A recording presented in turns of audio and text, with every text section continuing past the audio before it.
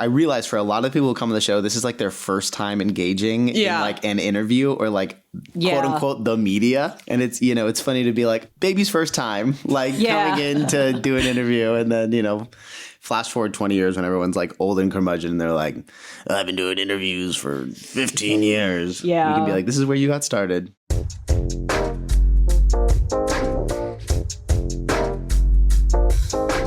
Today in the pod, we're joined by Jen Losch, an assistant editor at a top-tier commercial editing company. Jen's worked on spots for the NFL, AT&T, The Weeknd, Gatorade, and plenty more. She's also a proud Chapman alum and walks us through her path from growing up in LA to navigating the fast-paced world of commercial post. Welcome to this episode of Sips and Clips. My name is Leanne McFalls. I think my name is Michael Schusterman. Again, you're still not sure. I'm not sure. Let's see how many times you make that joke. I think Michael has amnesia every now and then. My buy, my biz, my bike, I bowl. Silence. What? It's like, those languages you used to speak in like middle school and stuff that like you could speak to your friends in class and teachers would know. I could never speak that. But I know that my friend was like, I learned gibberish, and she did the same thing. Then what's your name? I'm going to do it in Pig Latin next time. I don't know how Pig Latin. My name is Michael Schusterman. And on today's guest, we have... Hi, I'm Jennifer Losch. And Jen's here to talk to us about what is she here to talk about? I don't know. What the is magical she? world? What does bring me here for? I don't know. Maybe we should. I just woke up here. Who are you people? Maybe we should just end it right now because we don't know what she's here to talk about. Thank you for listening to this episode of Sips. Thanks for having me. Great interview, guys. Great interview. Loved it. Today, Jen's going to talk to us about commercial and social editing. Yeah. And then also your story about how you got into editorial, how you fit in. I know you do lots of like freelance projects and different things on the side. So kind of getting in all that. So we always like to start off with what we're sipping on. So what are you drinking? I am drinking an iced vanilla latte from Starbucks with, I think I got it with almond milk. No, I got it with oat milk today. Oh. Wow. Yeah. Not an almond milk. I know. Are you upset, That's Michael? I know. I was disappointed when I read the coffee order. Sometimes I switch it up. Today was an oat milk day. So I mean, yeah. Listen, I'm an almond girly through and through. I don't know what to say. I heard that oat milk isn't actually better because of all of the carbs. Yeah, I've heard that too. Because it's from oats. Yeah. And I was like, oh, well, duh. Like, obviously that makes sense, but they're like, oh, it's actually not. It is thicker. Like, it's thicker for a coffee. Like, if you like because like almond milk is so watery. Yeah, yeah. So, at least like oat milk is soy like milk. Thick. Blech. I don't mind soy milk. Soy milk's fine. Have you guys had pea milk before? Excuse me? Yeah. I have not. Out of like green peas? Yeah. No, I haven't. No. It's not good. I've tried it. It's not good. I thought you were about to be like, it's amazing. You're like, no, it's soft. No, it's bad. That's so funny. They're just like ground up peas? I wish I knew. But did you drink it like straight or did you have it in something? I've tried it straight and I've tried it in coffee. Okay, and Bizarre. both ways are not good. It's just not. There's just better options. Yeah. Guys, we have a whole options of dairy-free milk. I don't think that we need to... More. What else can we make milk out of? Thank you, Michael. Anything. What are you drinking, Leanne? I am drinking a vanilla sweet cream nitro cold brew, from Starbucks. Michael was so kind as to stop at Starbucks this morning, canceling my Phil's coffee request. One of these days, I'll make a real effort to just like try new coffee shops around town. And then I'll go. But the problem is I can't. Why don't you do this, Michael? We're a podcast that talks about coffee, different coffee, and we always just go to the same coffee places. I know. Okay, the problem is small businesses. You're not wrong. You're not wrong. The problem is just I have to drive here in the morning, and so I can mobile order this on the way, which is like that makes it easy. That's the only thing. It's like there's a Starbucks right up the street from me. Is it really? Right at this Rite Aid. I go to the one on Sunset and Hayworth, right next to the DGA, right across from the DJ. But what are you sipping on, Michael? Surprise me. It is an almond latte. Whoa. Cinnamon dulce. Dolce. Classic. It's a running joke on the show that I never have anything else other than this one. Maybe we should ask people if you pronounce it cinnamon dulce. It's definitely dolce, but I refuse. But Jen, turning our attention towards you, we always like to start, just tell us how you got in editorial, What was your filmmaking journey? What got you interested in being like, I want to do this as a career? It's a long, funny story. When I was really little, I was always into photography. My mom got me my first camera when I was like 4. What kind of camera did you have? It was like a little point and shoot. I think it was a Canon. Like one of those hefty ones, though. Wow. Like it was like a thick one. Was the lens, was it a DSLR or was the lens mounted to it? Like you couldn't change the lens? No, you couldn't change it. It was like a simple point and shoot. Probably like $50. Just so I could like throw it around. And where did you grow up? I grew up in LA, born and raised. Yeah. Oh, born and raised. What part of LA? Near Century City-ish. Oh, okay. Yeah, in the city. Smack dab in LA. Yeah, none of the suburb stuff. No. Wow. From the city. Hardcore city. Yeah. Wow. Yeah, so never really left, except for school. And I didn't even go that far. So yeah, born and raised here. My elementary school was super technological heavy, which was kind of cool. So in like, I think it was in 4th grade, we had this program called the video yearbook. So instead of, as they weren't going to have 10-year-olds making the actual yearbook, that would have been a little crazy. Uh-huh. So they had us do a video yearbook, and they gave us like little video cameras and access to IMAX. And they let us go out and shoot different stuff throughout the day. Honestly, I don't remember too much about it. I remember it was like sports themed. I'm pretty sure my mom has the DVD of the final edit somewhere in our house. But I remember... This was your contribution? My contribution was opening iMovie. And that was where it all started. All started in iMovie. A lot of us started on iMovie. And I really don't... I wish I could remember more, but, it was... 9, 10 years old. But you started around the iMovie. Yeah. And I remember really just loving it and being like, I can put together whatever I want with what we just shot. Like, that's really fun. And, then I went about my life. I finished elementary school. I went to middle school. So you didn't think at that time that like, oh, this is something I want to do when I grow up. Nope. It was just like, this is fun. Yeah. But you lived in LA. So I'm sure a lot of your friends' parents worked in the industry. Surprisingly, only one of them. Really? Yeah. My parents both not in the industry. My mom's a teacher. My dad used to be a teacher, became a real estate agent. So no family in the industry. My dad's a real estate agent too. Really? Yes. And I know a lot about houses because of it. Me too. He loves to tell me about it randomly. Yep. So you really found your own way to it. I did. Yeah. Cool.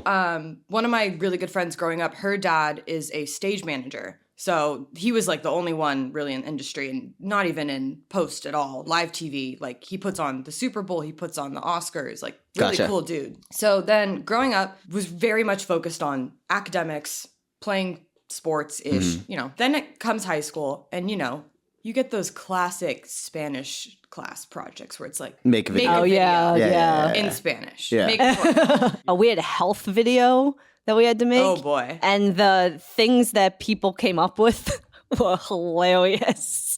My favorite. It was like, if you get bit by a snake, and so it'd be like little high schoolers pretending that they're out in the jungle, and they're like, oh my God, a snake. Yeah, that's basically my digital footprint. Yep. Scary. Yeah. Still on YouTube. No, I'm those language class videos were always the best because it was like bonjour. No, literally. Je m'appelle Michael. Exactly. Nothing was memorized. Yeah. Just look off at the paper. Yeah. Do a take. Horrible accents. Yeah. Nothing was good. But whenever we would have those projects, I'd be like, I'm going to spearhead that. I'm going to be in charge. I'm very type A.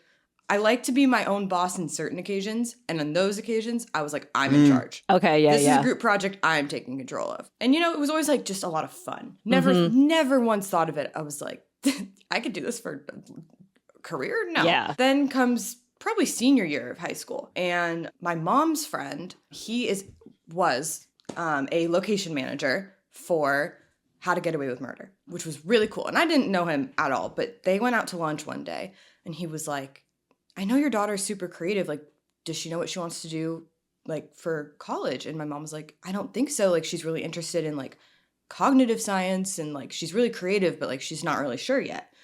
And he was like, well, Chapman has this really cool summer program where you go. You did the summer camp? I did the summer camp. Well, we don't call it a camp. Harry Cheney will get very mad at you. It's a program. It's a program. Summer program. So were you with like Caesar and everybody and like all those people? No. So maybe it wasn't my senior year. It must have been my junior year. So I did that program. Luckily got in. I didn't get in originally. And then like maybe a month before. To the program. They reached out saying someone dropped out. Do you want to go? Wow. Yes. So I go to this program not knowing anybody, not really knowing anything. It's 2 weeks. Yeah.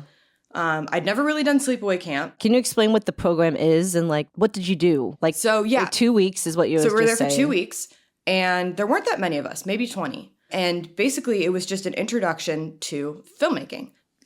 The first week, I'm pretty sure I think we made 2 short films while we were there, one a week.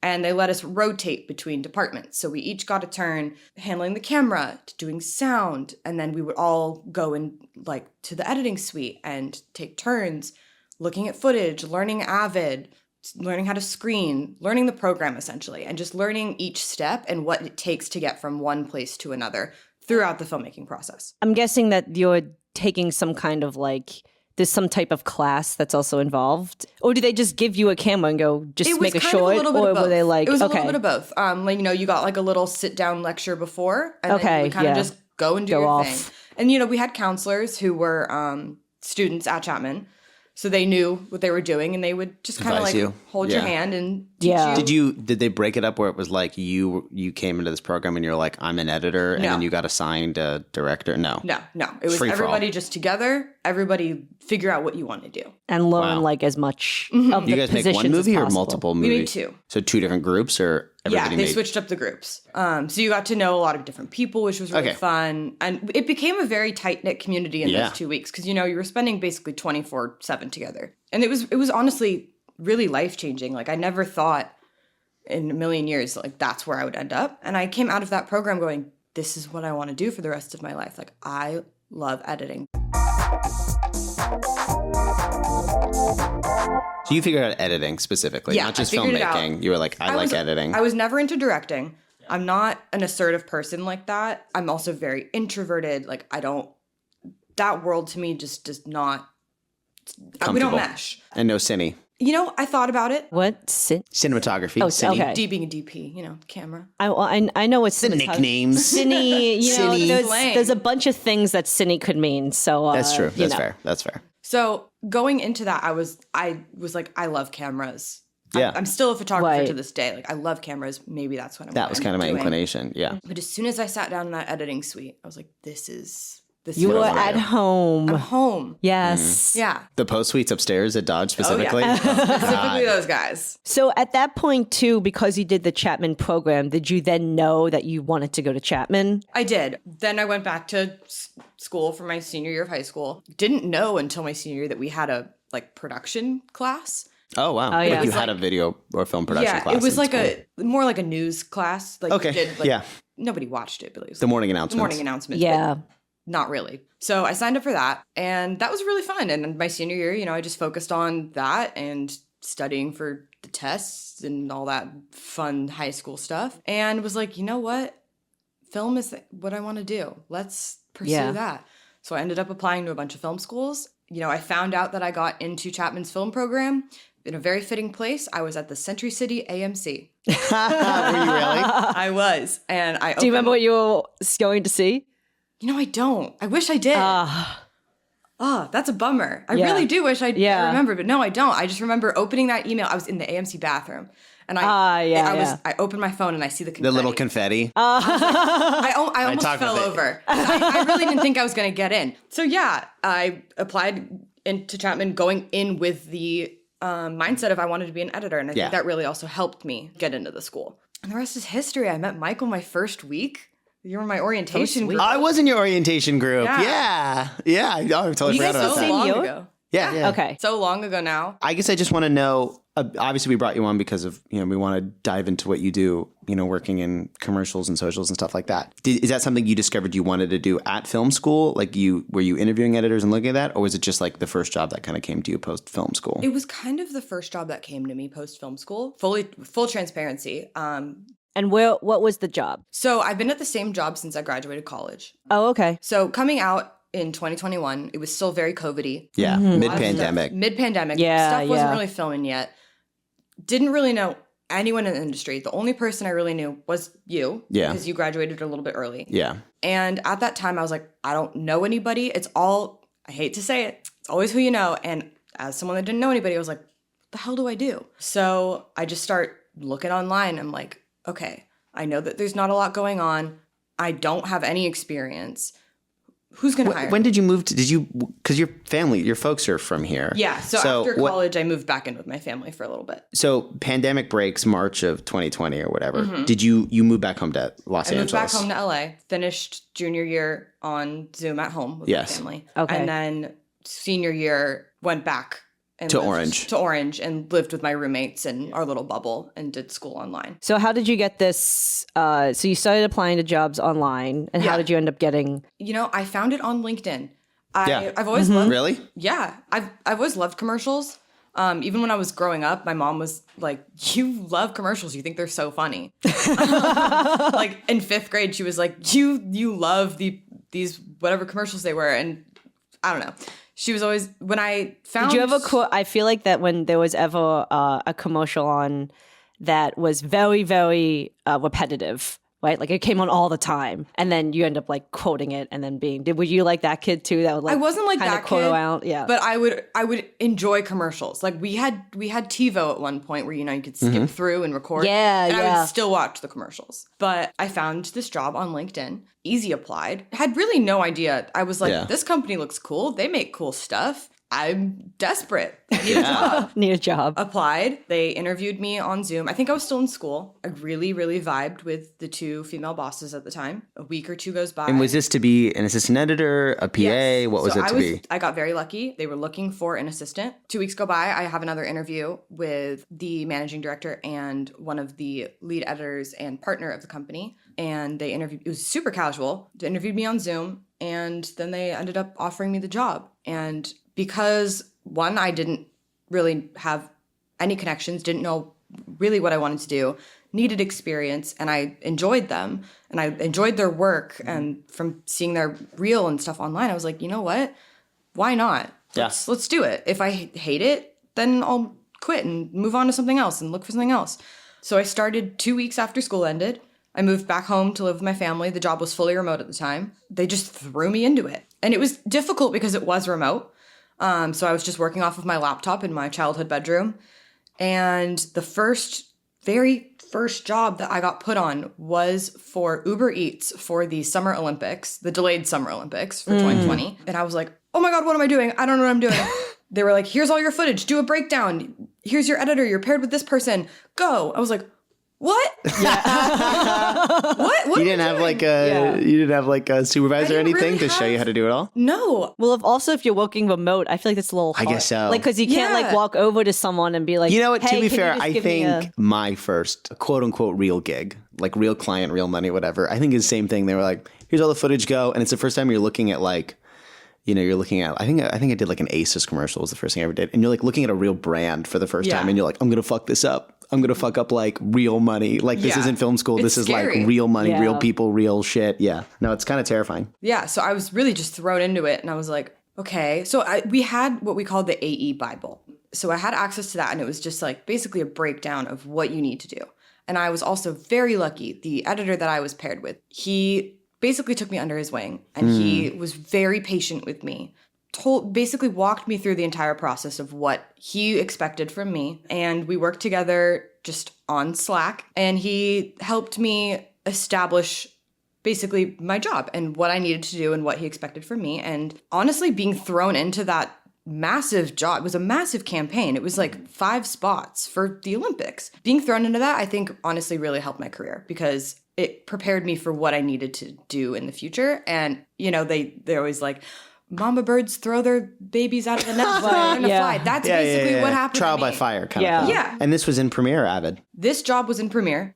Depending on the editor, you're either in Avid or Premiere. So I'm well versed in both. Pro tip, if you're ever in commercials or movies and TV and you need to do both, map your keyboards to be the same thing. Super helpful. Oh, I've never thought about it. Yeah, that makes sense. I do it with Premiere all the time. Well, a lot of our listeners are unscripted or scripted people. Well, I guess walk us through how your job, you mentioned like you did a breakdown on this spot. Yeah. Like I guess like what breakdown is that? For us. Yeah, what is that? What are the basics? Break down the breakdown. What's the basics of commercial editing and how do they differ from what the worlds that like Leanne and I know? Yeah. So what's nice about my company also is that my bosses like to call it a boutique edit house. because it's not necessarily commercials where it's like, here's a product, buy it. Yeah. A lot of our clients that come in are essentially storytellers. A lot of the commercials are scripted. You know, you've seen like the progressive commercials with Flow. Yeah. And, you know, there's like a narrative behind it. Yeah. So we do a lot of stuff kind of in that world. We do a lot of work with Apple. We do a lot of work with Gatorade.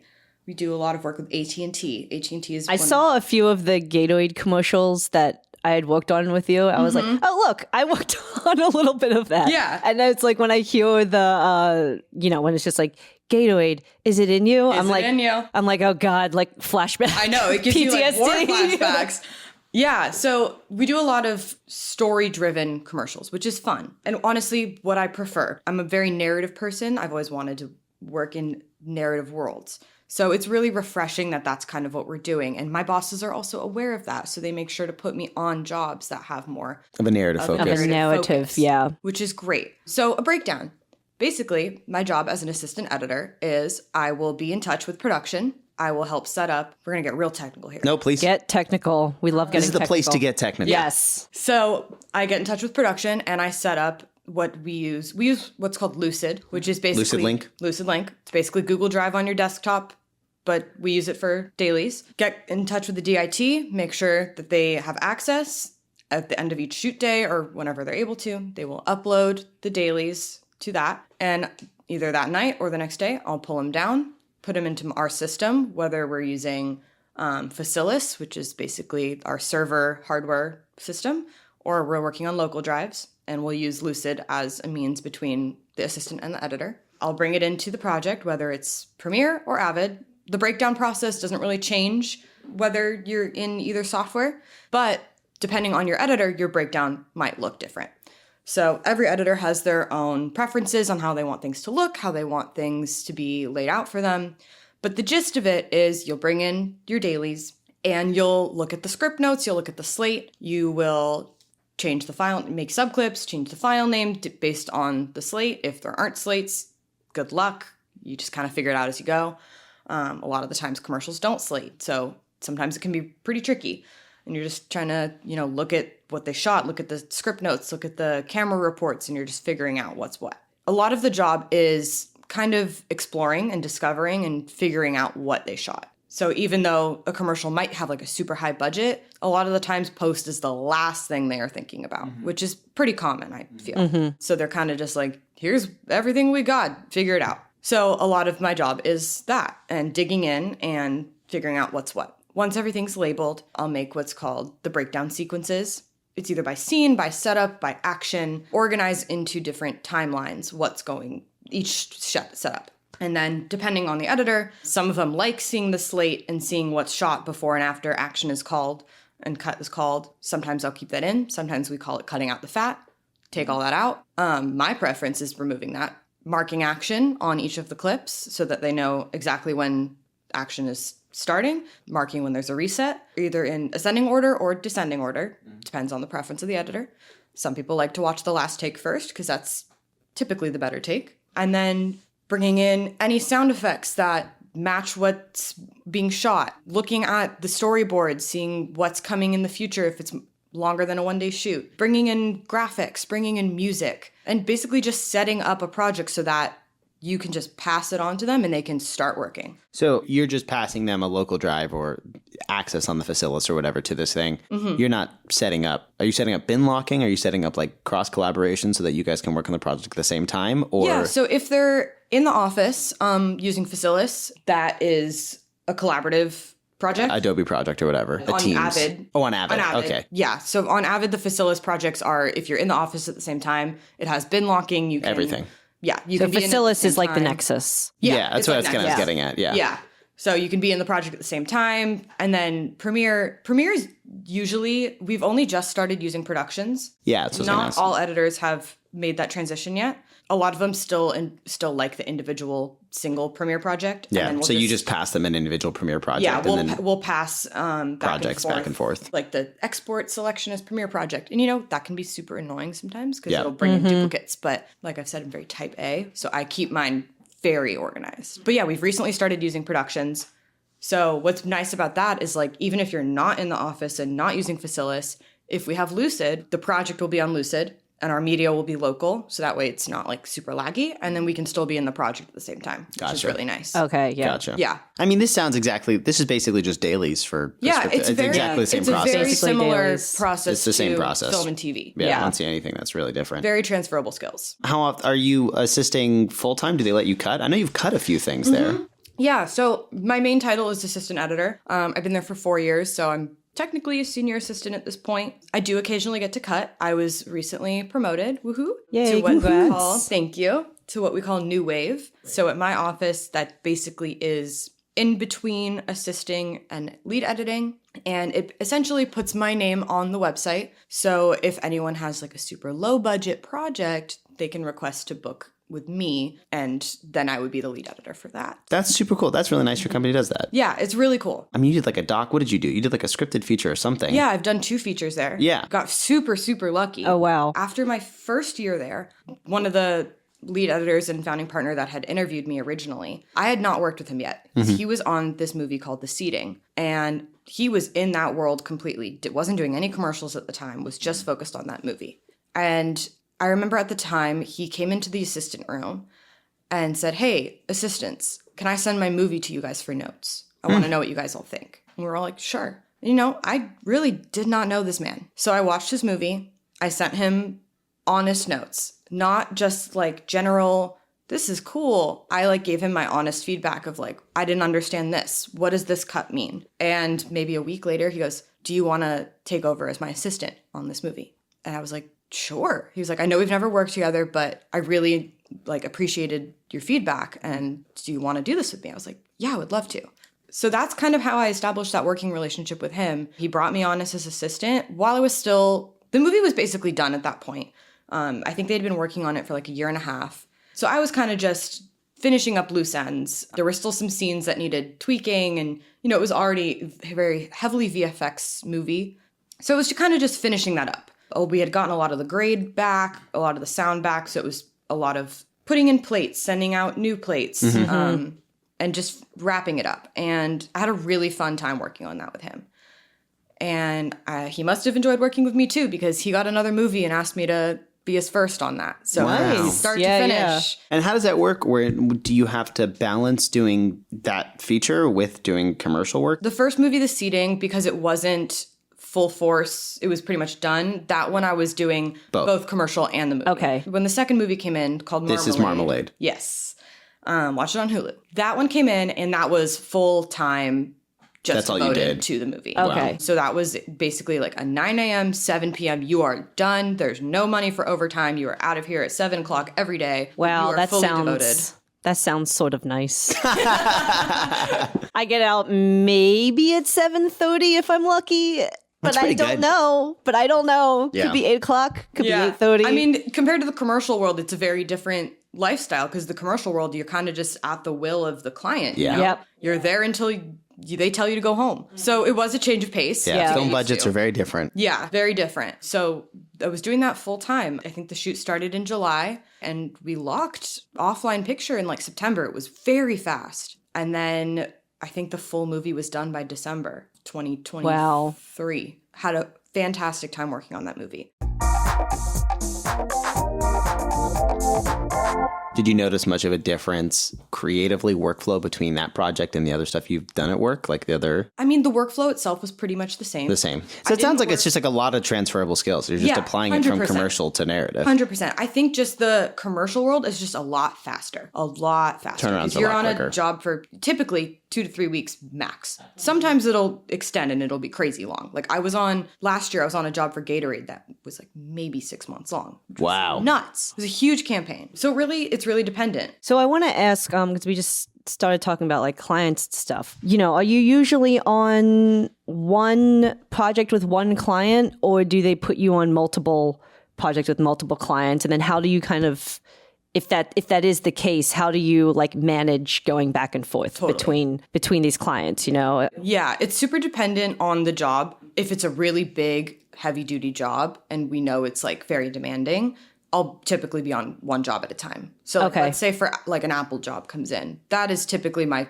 sole focus. Towards the end of that job, let's say it kind of lingers for a little bit, they'll put me on something else and I'll be doing both. Gotcha. There are times where I'm on multiple jobs at once, and sometimes it happens where it works out and like the job will be down for the day and I can focus on something else.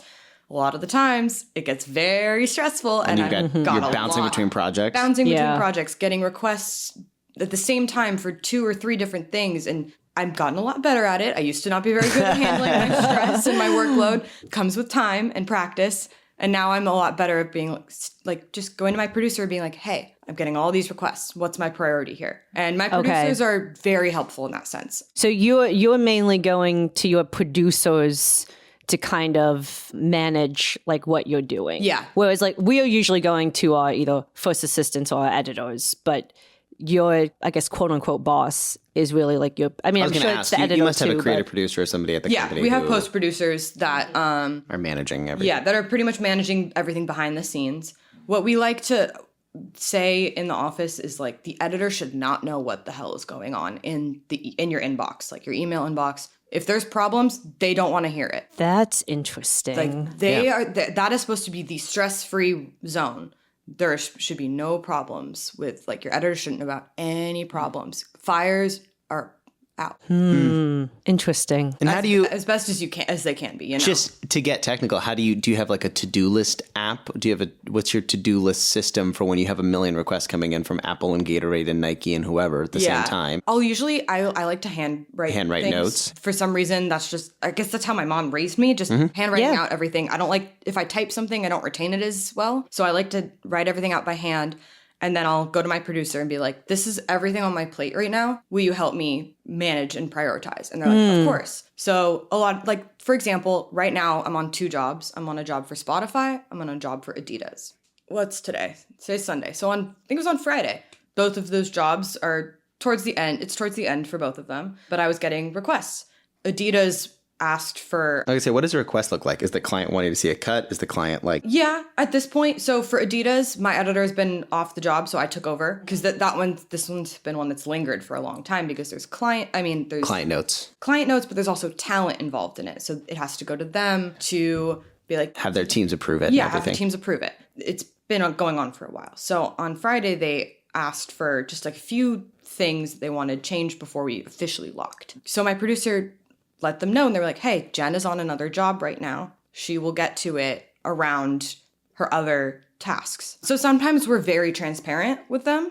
Other times, it's kind of smoke and mirrors situation. Yeah. Depending on who the client is, probably. And what's going on in the show. That makes sense. Yeah. It's so interesting because your hierarchy, it sounds like you producers, right? Like, I don't know if there's another person involved in kind of so how it works, at least in my office, is the editor, we have the managing director of the office who's typically not super involved in each job itself once it's started. I think to be like, I really don't know what the producers do. I really don't. I'm like, they sit in their corner and they send emails. Yeah. But like the managing director of the office, she oversees the office, the money coming in, who's on what job.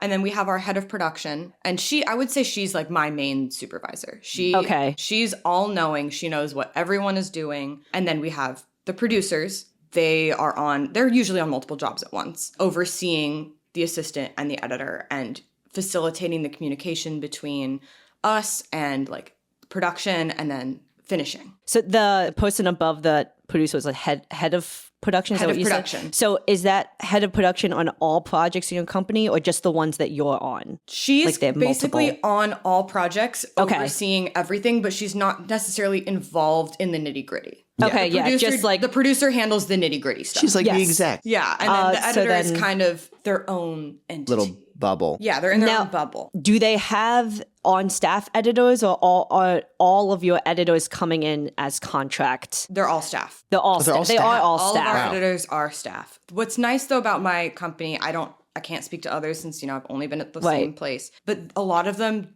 take on other things. They're staff, but they can take other work. That's cool. Yeah. It's just, it's interesting to hear, and it's funny if the listeners did not know, this is the commercial job that I was on for I think it was 3 weeks. I think I worked with you guys for 3 weeks. Yeah. And I came into it with a scripted mindset. So my hierarchy in my brain is assistant, editor, supervisor. Mm-hmm. So usually it's the supervisor's not involved. You tell everything to your editor, and your editor is aware of what's going on, and the supervisor does not want to be involved in the nitty gritty and know everything because they have like way too much other, like, because they're working on like scheduling and stuff. So they don't, like, obviously if there's something like you have to set up like a Zoom or you have to set up an Evercast, like the supervisor will want to be involved. Mm-hmm. But as far as like how the project is going in the nitty grittiness of like, what are we doing for ADR? What's like, what lines are, it's like, that is just you and the editor. Like you and the editor are the people that know everything. So it's interesting to hear on this other side where it's the opposite, where it sounds like that you guys are more, you know, you and the producer are knowing everything that's going on. And the editor is trying to be like problem-free, stress-free, don't want to know what's happening. Yeah. So I have a question here, but I think you may have kind of already answered, but I'm wondering, because I know how the role progression works in scripted and unscripted, you know, PA, apprentice, assistant, second, first, additional editor.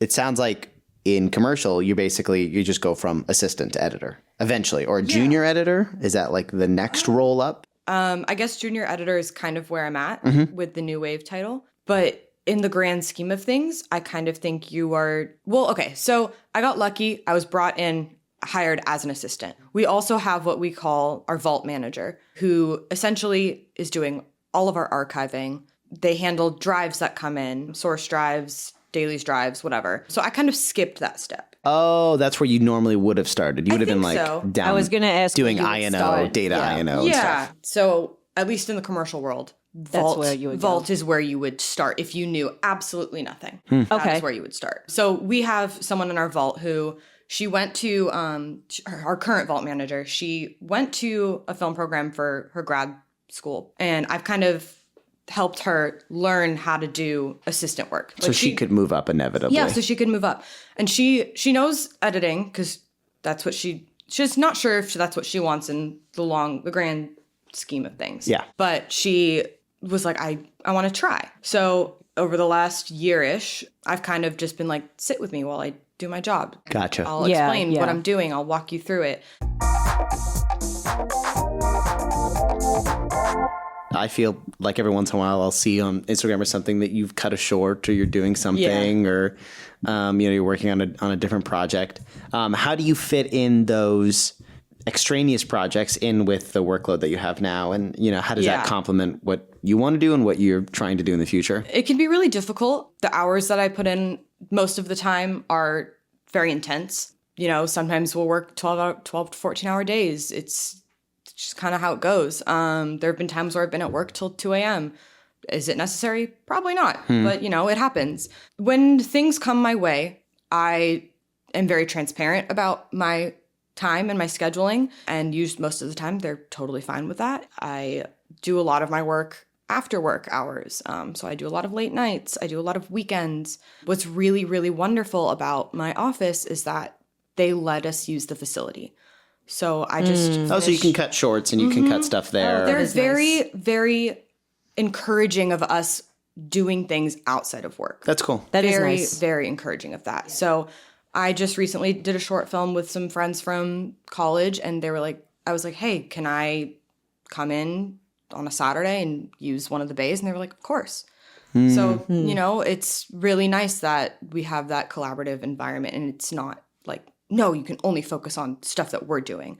Like, they're very encouraging of honing your craft. And I do want to ask, because you're doing a film with some old people I know from college. You want to tell us about that? Yeah, so I'm currently working on a feature film. Has that shot yet? Yeah, it's shot. Finally. It's a horror movie? It's a horror film. Okay, tell us about that. They shot it in Oregon. How many days of production did they do? I think it was 12. 12 days of production in Oregon. Wow. It's very Blair Witch vibes. Okay. So a lot of it is shot on iPhone and GoPro. It's a found footage kind of scenario. Hardcore horror or like comedy horror? Well, in between. Little in between. Yeah. Okay. You know, I just started. I've only done the first like 10 scenes. Wow. Very rough still. Still figuring out the style that we want to go for. But I'm having a really fun time. You know, we had some hiccups. We lost some footage.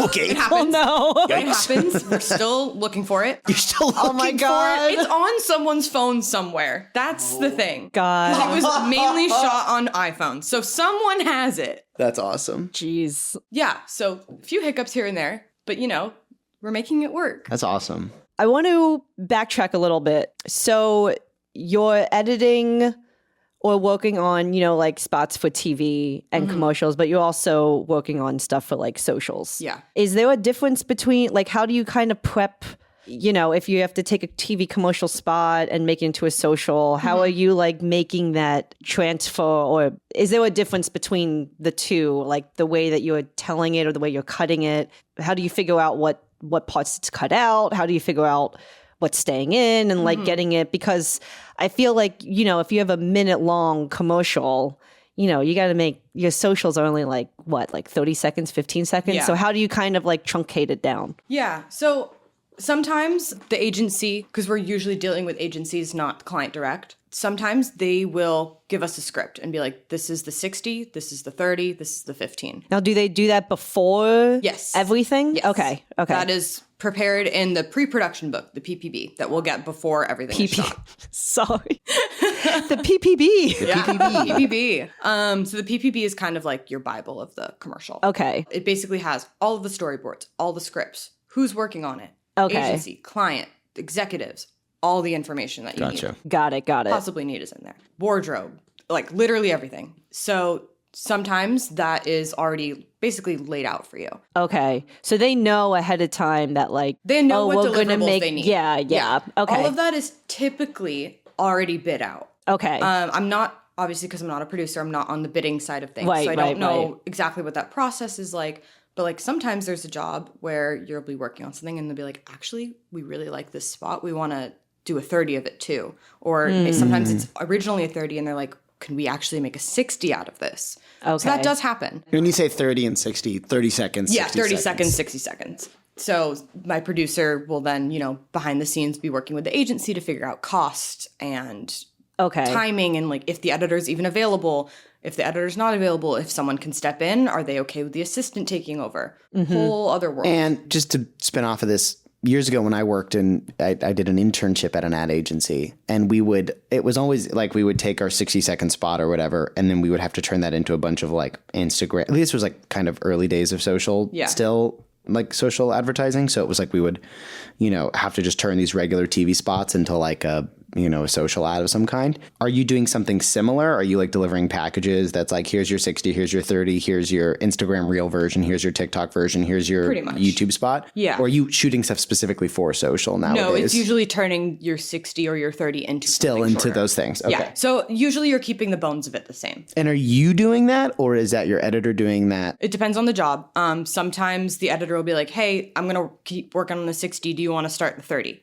Yeah. Love to. Sometimes they'll end up taking over. Sometimes I'll finish it. Really just depends on your relationship with the editor. If they like the direction that you're going in, if they don't like it, then they'll probably just scrap it and start over. It really is just all dependent. And in this PPB, you have the script layout for your 60-second, right? So then when you go down to your 30-second, is that script also late? Like, do you have an outline for that? Or are you taking the 60 and you personally are making the choices of what is going into the 30? Sometimes it will be laid out for me. Sometimes it's not. Usually what's nice about commercials, at least, is it's pretty obvious what the bones are and what you need to get your message across. Yeah. So cutting out stuff, at least from a 60 to a 30, usually pretty simple. Yeah. Now, if you're doing a 60 to a 15, whole other story. Okay. That's way harder. 15 seconds, it's not really that much time. That's where you get to your, like, I'm selling something. Exactly. This is the product, buy it. Yeah. But a lot of the times, because they're narrative, it's like, how do we get there? Right. So that can be tricky, but it's fun. What we typically like to do is, let's say it's bid out for a 60, 30, and a 15. Most of the times, you lock the 60 first. Yeah, the bigger, longer one first. Yeah. Because a lot of the times, The shorter versions need to be what we call a direct lift, which is basically only footage that was used in the longer one so that finishing doesn't have to conform new shots, doesn't have to grade new shots. So a lot of the times it's called a direct lift. So you're basically taking what's already in use and repurposing. So sometimes they are insane and you're doing it backwards. And like, let's say you start at the 15. Or you start at the 30 and then you go to the 60 next. And you know, it works, but sometimes it's like, why are we doing it like that? Yeah. Because they might have decided last minute, actually, We want you the know 60. what? Let's Yeah. make a 60 out Or of this. sometimes like the 30 is just the priority deliverable. Like Right. that's just what needs to get shipped out first. Yeah. And that it happens. So it depends. But in my ideal world, you lock the 60 first. Yes. And you move to the 30. Then you move to the 15. And you're just figuring out what needs to be in the allotted time.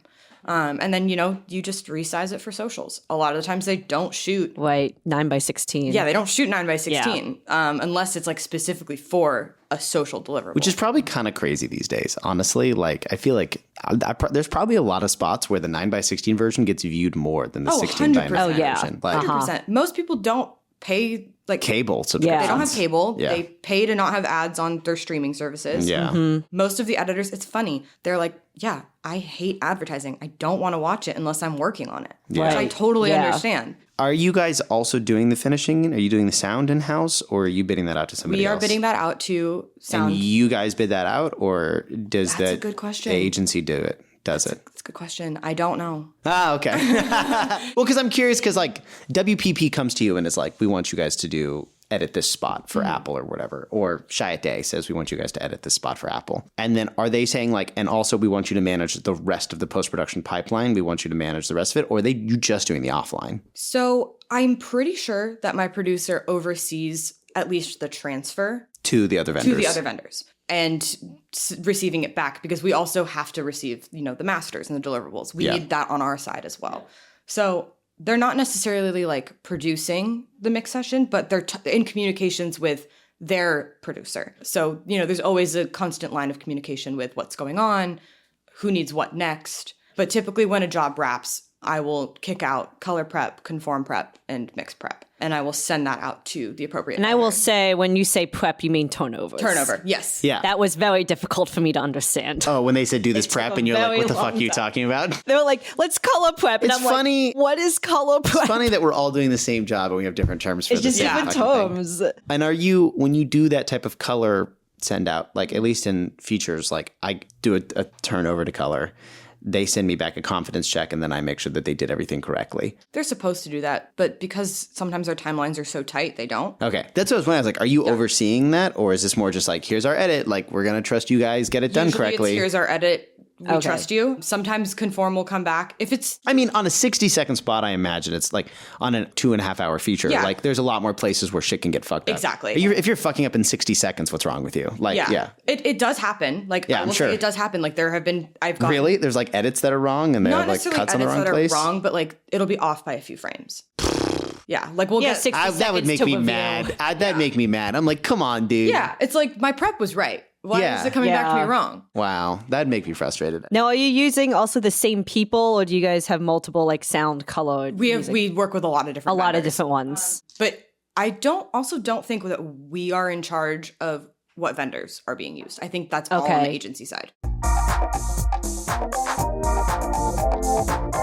Of all the projects you work on, do you have a favorite one and why? And then the second question to that is, do you have an ideal project you want to work on and why? Favorite project. Separating the two worlds I've been in. I loved working on Marmalade, the movie. You're talking about scripted and commercial. Yeah. So Marmalade was so much fun. I want to work in narrative. I want to work in script. I was going to ask that after That is this. my end goal. Yeah. To go back, is to get to scripted. Yeah. Features, TV, TV primarily. TV. Do you have your days now? You must have your days. I am rostered. I haven't officially joined the union just because You need a union gig. there's no point in paying my dues while I'm Yeah, that's not, true. I don't have that much money in my bank account. That's true. So, I'm kind of just waiting to see, Yeah. I'm comfortable right now. Yeah. Which I'm very fortunate, extremely, extremely fortunate to have a steady job in this environment. So I loved working on Marmalade. Really, really fun. It taught me a lot.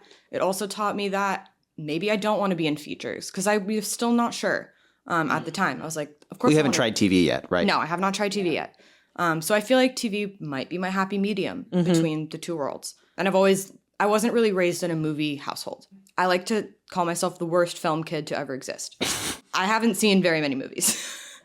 My parents don't like going to the movie theater. It's just not something I was raised with. I enjoyed TV. I'll join you in that one. Yeah. I was also not a film kid. I became one because I had to. See, I'm not a film kid, but I feel like I'm a film kid now. I am because I have to. Yeah, you kind of have I have to stay present with everything. I was going to say, I would be interested in revisiting this conversation with you if, years down the line and you've worked on a bunch of features. I feel like I'm with Leanne. Like, it's hard to spend time in a feature cutting room and not feel the social pressure to like become a film bro to an extent. Like, you just start sitting around at lunch and everyone's talking about movies all the time and you're like, I haven't seen it. I'm gonna go watch the fucking Godfather. I'll show you. Like, I'm gonna go home and watch, stuff like that. But I feel like every cutting room I've ever been in, I watch a lot of movies and I still feel like every cutting room I'm in, I am always the person who's like, Michael's never seen any movies, and I'm like, fuck you. I have tried my goddamn hardest. Me too. Yeah. I've definitely made a big improvement in the last few years, at least going to the movie theater. Yes. But like older movies, don't quiz me. It's hard. Don't quiz me. Yeah. So, Marmalade is your favorite scripted project you worked on. Yeah. Okay. What's your favorite commercial spot you've done? That's really difficult. You've cut a few. I mean, I'm on work here. So I see them. I was very, very fortunate. I watched one of these, the Weeknd one. I remember watching that one. The music video? Yeah. I got really lucky. My editor works a lot with the director duo Clicka. And they work with The Weeknd a lot. So, and I'm also a huge fan of The Weeknd. It's a cool fucking name. Duo Clicka? Duo Clicka. The director's name is... No, they are a duo. Oh, it's a duo? Yeah. Oh, I'm thinking of like Dua Lipa. I was like, his name's Dua Clicka? That's fucking sick. That would be cool. No, but they're a duo named Clicka. It's pronounced something like that. That's sick. And they're really cool directors. We worked on the Dawn FM, one of the music videos for that, for Sacrifice, and then they wanted a teaser for the whole like album as a whole, and I was able to cut that. Wow. And as a huge fan of The Weeknd, I was like, this is freaking awesome. Yeah. Wow. It's really fun. So that's one of my favorite things, I think, but also it's not a commercial, It still counts. I guess it's music. Well, it is a music video. It's not really it's a music commercial. video. Yeah, it's a we little don't do different. as many music videos as we used to. I think our music video editors have like gone to different companies and over the past few years, but that was super, super fun. I love music videos. I think they're so much fun. The best piece of advice, which is something that I still like think about a lot, just fuck shit up. Oh yeah. Just fuck shit up. And that's some of the best mean? advice. Just go crazy. Just make shit in your timeline. Just drag things around, like sometimes, like Bob Ross says, happy accidents. Right. Happy accidents. Like, sometimes I'm like, I don't think that's going to work, but let me try it. And then it kind of reminds, there's a really great piece of advice. It's a quote from somebody else, but Hank told it to me once, which he was just like, I was like, because I always struggle with starting an edit. Always. It's always my biggest difficulty. Like once I'm into an edit, great. The first 30 seconds of an edit are always really fucking miserable to me. Yeah. Whether it's a short or anything, I'm always like killing myself over it. And I think Hank told me once that it was a good piece of advice I got, which was like, just make it exist first, make it better later. Yeah. So that's kind of what it sounds like. That. It's just Great like, advice. just fuck shit up first. You can make it make sense later. Yeah. Yeah. So your ideal job would be TV. Yeah. And would love you to want work in TV. You want to edit TV. Yeah. I would guess. Is there a TV show, if I were to hand you the keys to the cutting room of any TV show right now, what would you be on? I would sell my soul to work on Law & Order SVU. Everybody always laughs at me. It's my favorite show. Wait, I'm only laughing because on previous episode Yeah, I know with exactly what you're gonna Sarah talk about. Russell. We had the PA. We had Sarah, who was my former first assistant, and she was a PA on Law & Order SVU. Really? For like 2 years But the best part about this is that I still get shit for this from random people who've listened to that episode. Really? They'll still give me shit about this. Yeah, it's just that we've come full circle. There's no. Yeah, that's so It's not funny. funny to us that you want to work on it. No, it's great. It's a great show. Great. The funny part is that Michael did not know that there were different versions I thought Law and Order. I thought Law and Order SVU was the Law and only Order. version. I did not even the know. original. No, I learned that. He learned it on the podcast. I was like sitting here scrolling through the Wikipedia of Law and Order being like, there's like 50 fucking spin-offs of this fucking show. It's and I've so heard good. of none of them outside of fucking SVU. Yeah. Which That is the only one why I've we're watched laughing. ever. Yeah. Which Boom, boom. I have seen SVU through its entirety, all 26 seasons of it, probably 2 or 3 times. You're kidding me. I love it. I was going to ask what your main genre is that you would want to work on drama. TV. Drama. I love a drama, but honestly, I'm really open to anything. I've cut comedy before. I'm not the funniest person. So my timings are not always where people want them to be, but you know, it's fun. But yeah, I love drama. I love crime. I feel like that's all I've cut is comedies. Like I worked on a web series that was comedy. Like the features that I worked on were all comedy, and I'm like, I mean, it's fine. I love cutting. I have only ever cut dramas. I have never cut. Really? I've only ever cut like serious, very depressed. Like the things that I've cut were always very serious and depressing. Oh my gosh. like that's even college, all the stuff that my friends did were comedies. I'm like, man, in college specifically. Yours were really depressing. Everything I ever did was depressing. Wow. Yeah, I know. I don't know.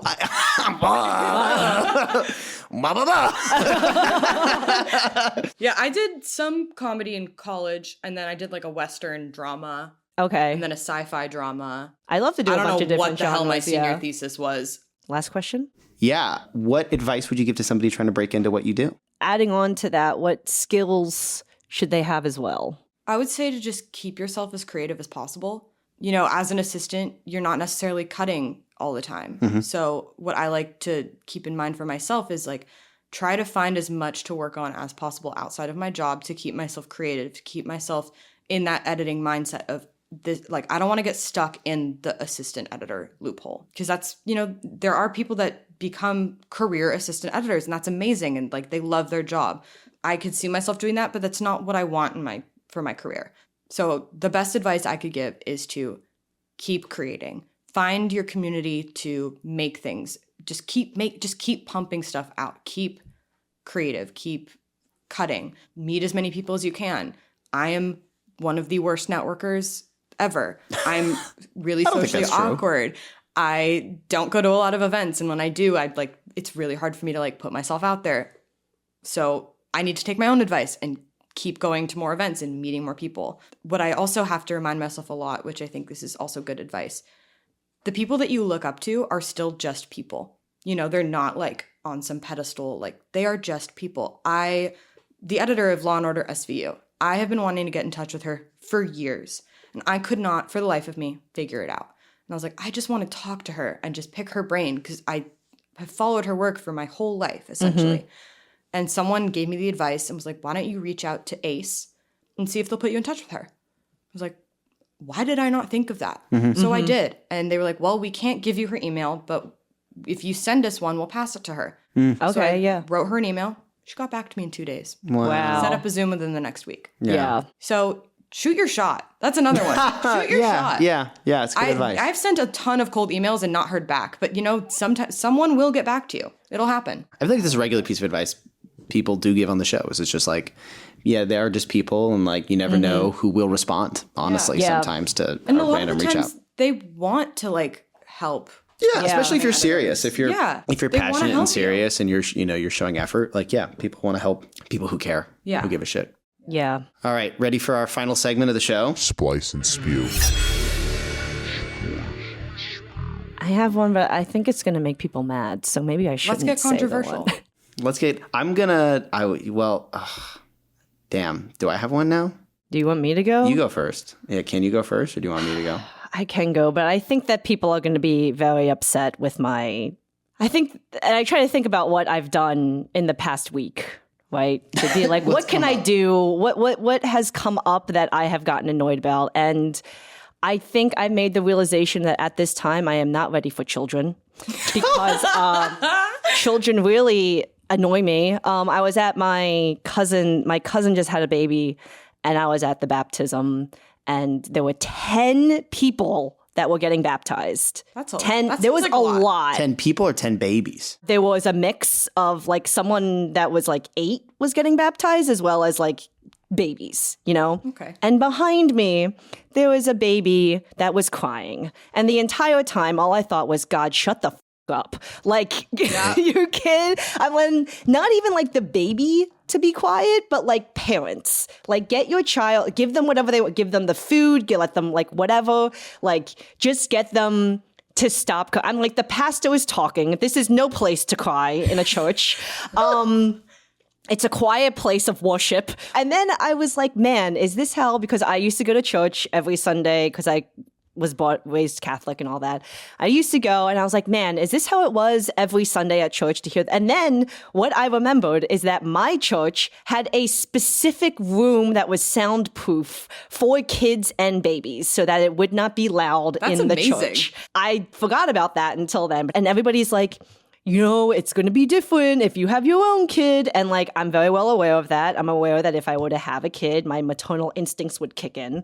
But, you know, for a little bit, I was like, maybe I want kids. And then I was like, when that happened, I was like, maybe I'm not. Maybe I'm not ready for kids. Maybe I'm not ready to be that maternal person. And even when they were like 3 and a little bit older and like really cute, and like, my God, so frustrating. I have to like take care. Like, I have to come home from work to take care of you. It's just like a lot. It just feels like a lot.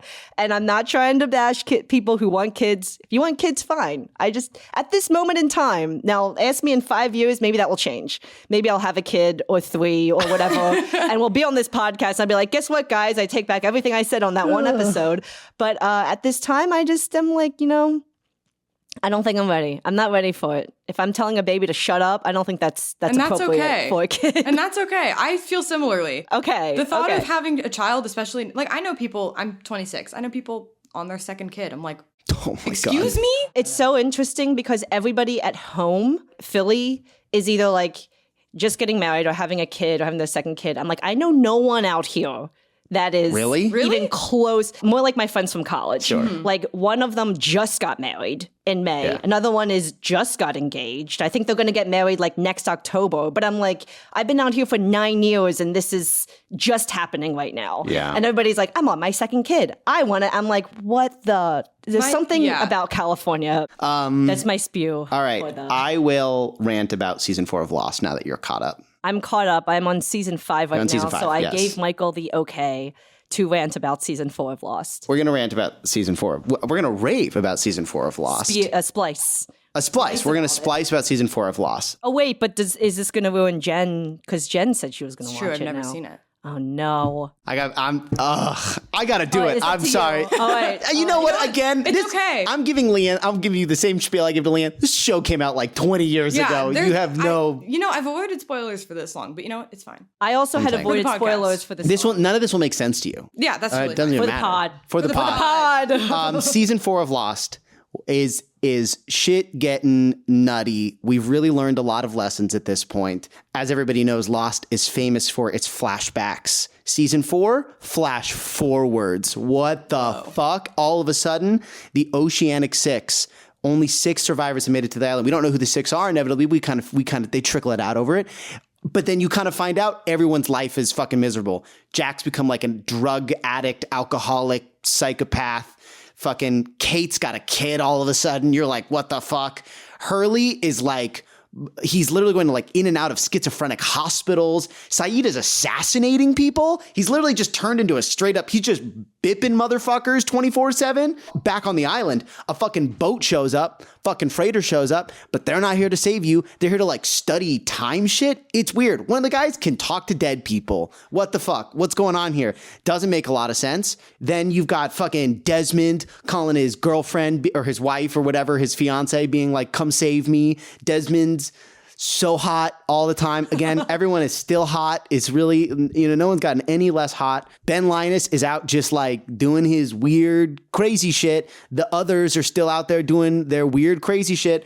everybody's constantly getting imprisoned and then they're back on the beach, and then they're constantly being imprisoned and then they're back on the beach, and they're like, oh, it just becomes like normal, part and parcel to get like held prisoner for a few days. Like nobody seems to really give a shit anymore if you go disappearing for like a few days. I will say real quick that because you said it, and one of my biggest things right now about Lost is the fact that besides that they all look very good looking. All the time. Their hair is always perfectly done. All the time. Okay, go on. And then what happens? There's a giant fucking wheel in the center of the island and it's really cold in there. And then boom, island fucking disappears. What the fuck? The freighter explodes in a giant boom of fucking C4 that just is there all of a sudden. And then it ends and we're seeing John Locke in a fucking coffin. Banger season, 10 out of 10. A lot of stuff happens in 4. You're going to hear a rant about season 5 next. It's not except for you haven't, you said you never finished. I didn't finish it because I didn't like it. So I'll finish it before. So then it's going to end up being a spew. Yeah, it'll be a spew. Season 5 will be a spew. It'll be a spew. But the last 4 seasons have been splices. Yeah. What's your splice or spew, Jen? Either of you watch Love Island? No, but you can go for it. Go for it. Go for it. This past season, garbage.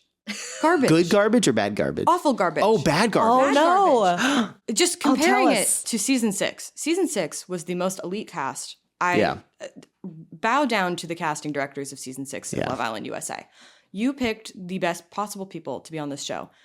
I think the difference in season 6, now Love Island, I'm going to preface, it's the only reality TV show that I watch besides Traitors. Traitors, great show. Between this past season and last year, it blew up. So the people that wanted to be on Love Island are now influencers. And that, honestly, ruined the vibe. Last year's season, some of them were probably already influencers, but not to the scale. It's like normal hot people. Normal hot people. You throw them into...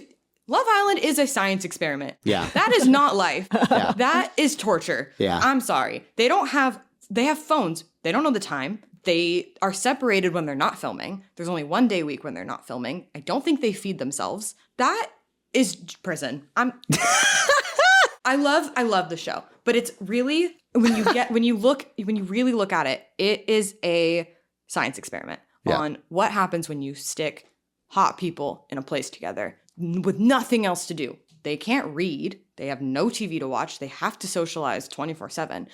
And the difference between season 6 and season 7, season 6 was normal hot people with no media training, nothing, thrown into this world. Season 7, most of them already established influencers. The difference in how they act, because they know they're on camera, is crazy. They may not admit it, but they're there for the money and the followers. And that is the difference to me. Bring back normal people. Bring back normal hot people. Bring back the people that no one wants. Normal hot crazy people. You know what's also a science experiment? Lost. Cassie, do you have a splice or a spew? My splice is going to be just in celebration of whoever runs the Kitchen Nightmares YouTube channel. I am obsessed with Gordon Ramsay clips. I love how good he is at what he does and how angry he is at people who aren't. And whoever runs the channel, they have really amazing meme titles. It'll be like blank, blank, understood the assignment. Like they understand meme culture. They understand that Gordon Ramsay is a perfect living meme embodiment. And I just schadenfreude. Like I would hate to be yelled at by him, but watching him criticize a clam bake makes my day. For the record, I've seen every episode of Kitchen Nightmares, and I adore this show. Kitchen Nightmares is one of my favorite shows of all time. And you ever watch Hell's Kitchen? I don't like Hell's Kitchen. Oh, okay. And I don't like Hotel Hell either. The only one I've ever liked of Gordon Ramsay's shows is Kitchen Nightmares, but I've watched literally every episode of Kitchen Nightmares.